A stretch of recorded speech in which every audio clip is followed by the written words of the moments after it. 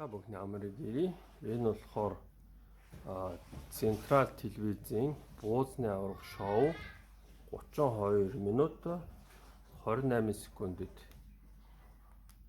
Эдний яг нутаг нутгийн аялгуудыг одоо өдөр нэг ярил л да. Өмнө говийн аялгыг би бүр анддаг байхгүй. Хаад үүсч мөссөн байж байна. Хаад өсөв эдэц. Ясаг шагс. Манайс явж байсан чи тэр цаана хитэн хүмүүстэй инаа тараага. Тэр үгээр явж байгаа. Тэнийг чи юмаа гэж байгаа. Хүн нэг жоохон мангар юм ярихад тэнийг чи юмаа. Баярхан чинь нөгөө нэг говийнхоо одоо нутаг хүсний тогтцоод агаад ч юм уу хөөж хүмүүс байдаг. Тийм болохоор одоо ихшгээ голцоо нөгөө сүлс бид нар тайсан яриа дээр хэлдэг ш. Татаж хэлтэйгээ би яваа гэх юм татаж хэлдэг. Яваа. Тийм.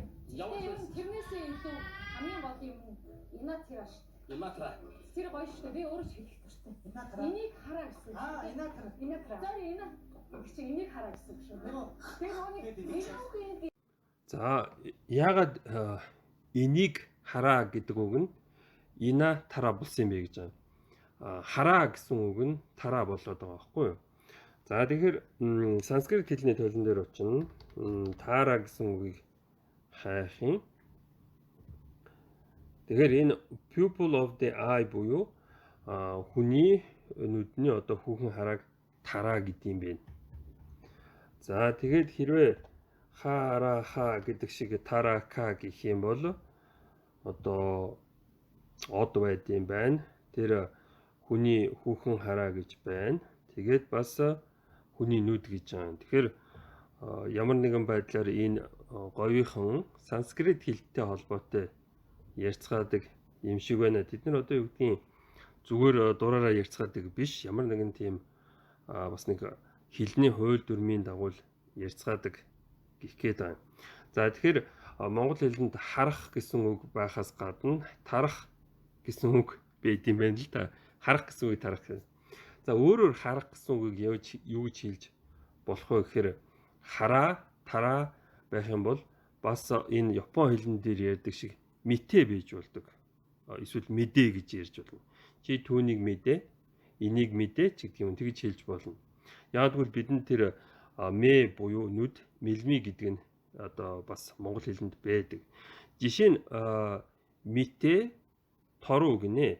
Одоо хараад ав гэж байгаа байхгүй юу? Хараад ав гэж байгаа. Тэгэхээр энэ торуу гэсэн үг нь монгол хэлэнд тор гэсэн маягаар байдаг гэж магадгүй. Нөгөө загасны тор тий эсвэл торгоны торч гэдэг юм. Тэр нь ямар нэгэн байдлаар авах гэсэн утгатай үг байж магадгүй. Торуу. Тор одоо зогсоод өгчтэй нүдэнд тортлооч гэдэг юм нэг тийм их юм. За митэ гэж байна. Тэгэхээр энэ мэдээ гэснээс бид нар одоо мэдэн мэдлэг гэсэн юм байдаг. Энэ нь болохоор санскрит хэлэн дээр бас байдаг. Мэ гэж ярих ёстой байдаг нь вэ болчихсон. Мэг вэгэр ярьдаг гэх гээд байна. Тэгэхээр вэ болчихно. Тэгээд тэр мэдээ гэдэг нь вэ дана болно. Тэгэхээр вэ дана гэдэг үг байдаг.